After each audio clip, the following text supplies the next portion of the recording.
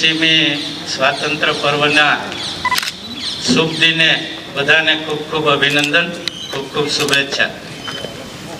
મિત્રો, આપણે બધા જાણીએ છીએ કે આપણા દેશને કેવા સંજોગોમાં આઝાદી મળી, કેટલા દેશવાસીઓએ એમનું બલિદાન આપ્યું. આજે ફરી આપણા દેશ ઉપર ઘણી બાજુથી, ચારે બાજુથી કહી તો ચારે બાજુથી સંકટ જેવી પરિસ્થિતિ ઊભી થઈ છે.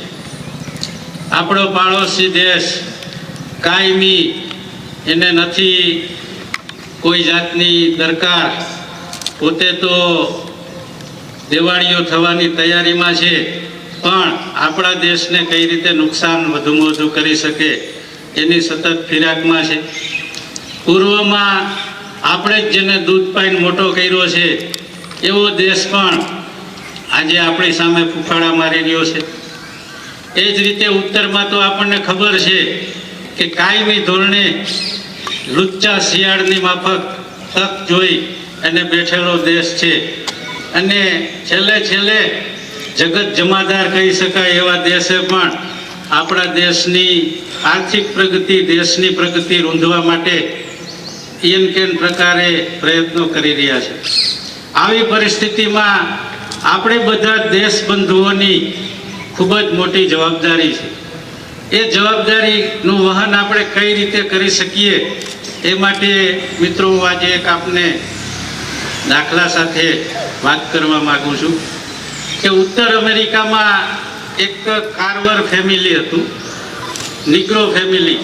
એ ફેમિલી તો જર્મન ફેમિલી હતું, નિગ્રો નહોતું, પણ એ સમયે ત્યાં ગુલામીની પ્રથા હતી.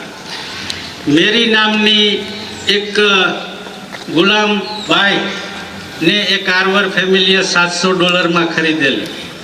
હવે એ મેરી આ કાર્વર ફેમિલી મોઝેસ અને સુજાન નામના પતિ પત્નીના ઘરકામમાં અને ખેતીના કામમાં મદદ કરતી.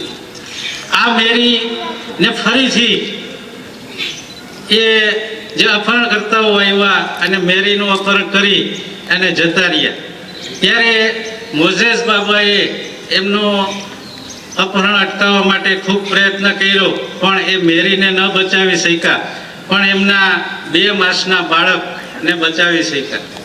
એ બાળક એટલું દુબળું, એકદમ કાળા કલર, નિગ્રો કલરનું, અને એટલું દુબળું બાળક હતું કે એ બાળકને જીવતું રાખવું એ ખૂબ મુશ્કેલી હતી.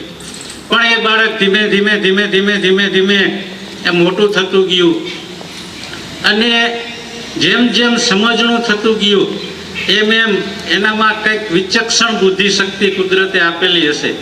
એટલે એ બોલવા કરતાં વિચારમાં સતત રહેતું, કોઈ પણ વસ્તુ જોવે એટલે એનું વિલક્ષણ રીતે, વિચક્ષણ રીતે એનું ઓબ્ઝર્વેશન કર્યા રાખે. ધીમે ધીમે ધીમે ધીમે તોતડાપણાથી બોલવાની શરૂઆત થઈ અને બોલતા બોલતા આગળ વધ્યું. હવે એ સમયે જો આજે પણ ભૂરિયાઓને એ સિવાયની ચામડીની એલર્જી છે, એ સમયે તો ભયંકર એલર્જી હતી. કાળાઓ માટે, નિગ્રો માટે કોઈ સ્કોપ નહોતો. એવી પરિસ્થિતિમાં આ કાર્વર દંપતીનું બાળક, જેનું કોઈ નામ નહીં, કોઈ સરનામું નહીં, કોઈ ઠેકાણું નહીં, એવું બાળક ધીમે ધીમે મોટું થયું.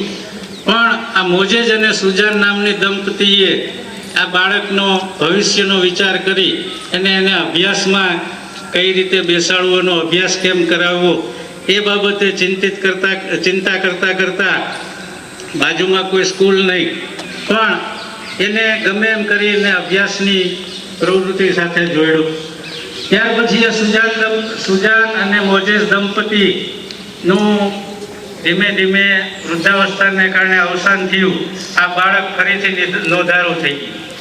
એ બાળકને ભણવું, શું કરવું એ કાંઈ ખબર પડે નહીં. ખાવાની પરિસ્થિતિ, ખાવાનું મળે તો ખાય, ન ખાવાનું મળે તો એમને એમ ભૂઈ જાય.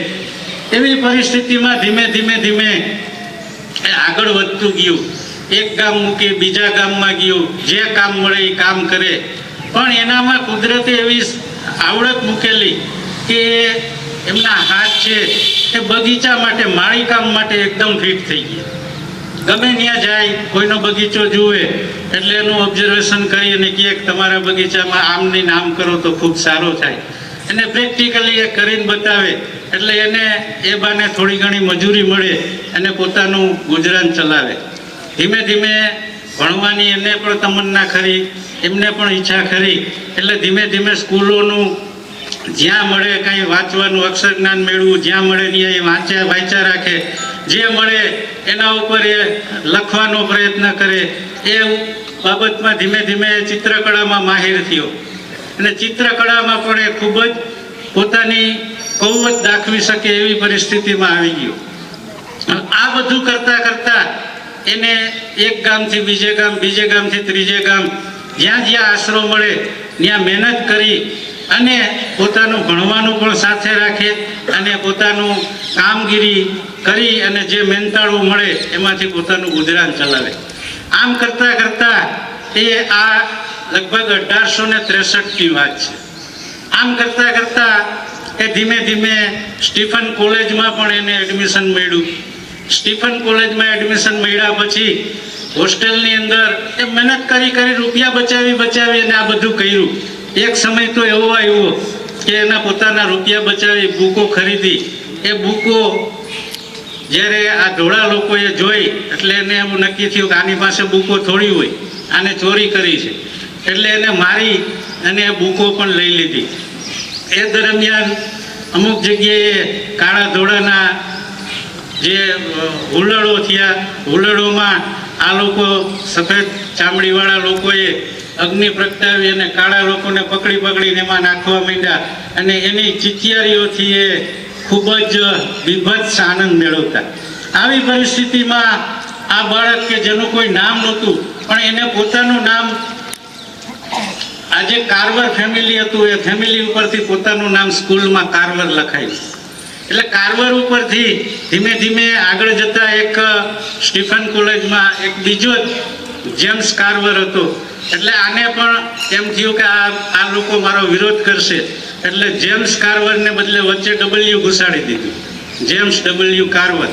એટલે આ ને કારણે બંનેમાં ફેરફાર, નામમાં ફેરફાર, ઓળખાણમાં ફેરફાર થયો. હવે ધીમે ધીમે સ્ટીફન કોલેજમાંથી એ એગ્રીકલ્ચર, બોટની અને માઇક્રોબાયોલોજીમાં નિષ્ણાંત થયો અને પહેલી વહેલી વખતે ઉત્તર અમેરિકામાં કોઈ નિગ્રો જો ઓફિસર બન્યો હોય ગવર્મેન્ટ ઇન્સ્ટિટ્યૂટમાં તો એ આ જેમ્સ ડબલ્યુ કાર્વર હતો. હવે એ ખૂબ જ નિષ્ણાંત થયા, ખૂબ જ સારી એમને નામના મળવા લાગી. એમના પેઇન્ટિંગના વર્લ્ડ લેવલે એક્ઝિબિશનમાં એમને ઇનામ મળવા લાગ્યા અને ખૂબ નામના થઈ.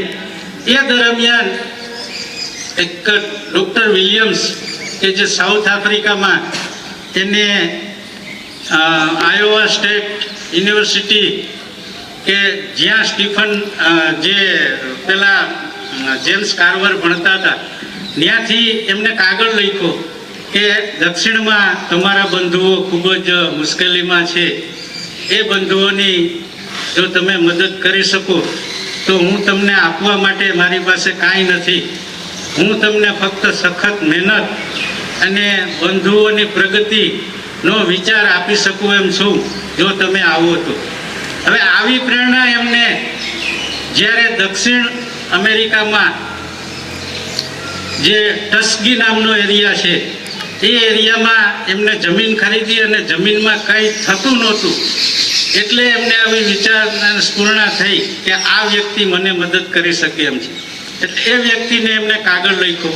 એ વ્યક્તિએ કાંઈ પણ જોયા વગર, કારણ કે એને ઉત્તર અમેરિકામાં ખૂબ જ મુશ્કેલી સહન કરીને ખૂબ જ માન મર્તબાવાળી નોકરી મેળવેલી, ખૂબ જ માન મર્તબો હતો એનો એ વિસ્તારમાં, પણ એને સમાજના ઉત્થાન માટે, પોતાના સમાજના ઉત્થાન માટે એમને ફક્ત કાગળમાં એટલું જ લખ્યું કે હું આવું છું.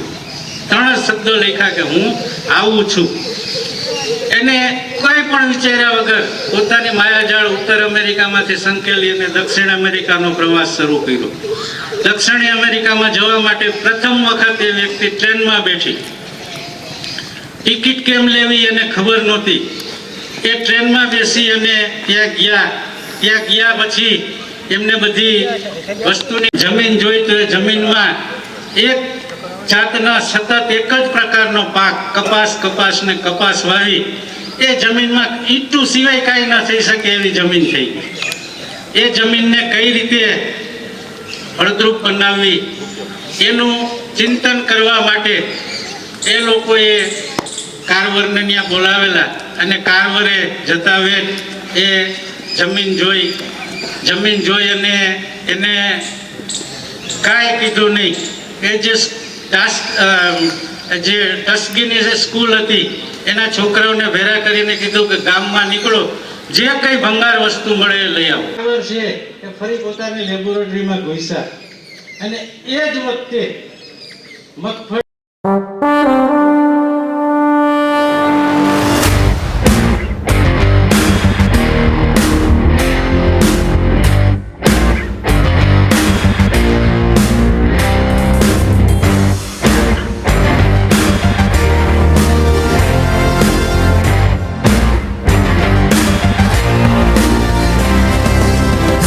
नहीं एक जश्न है भारत, रग रग में है जीत की आदत, ऐसा हुनर दुश्मन भी सलामी दे.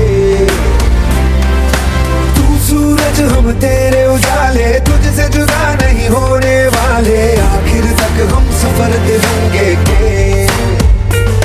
जय हिंद जो नस नस में है, हर बाजी फिर बस में है, जिद ठान के हिंदुस्तान बोले.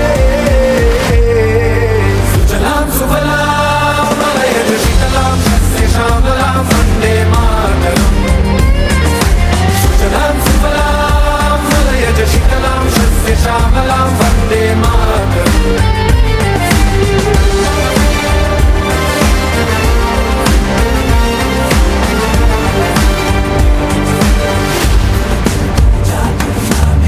ना ही ज़मीन आसमान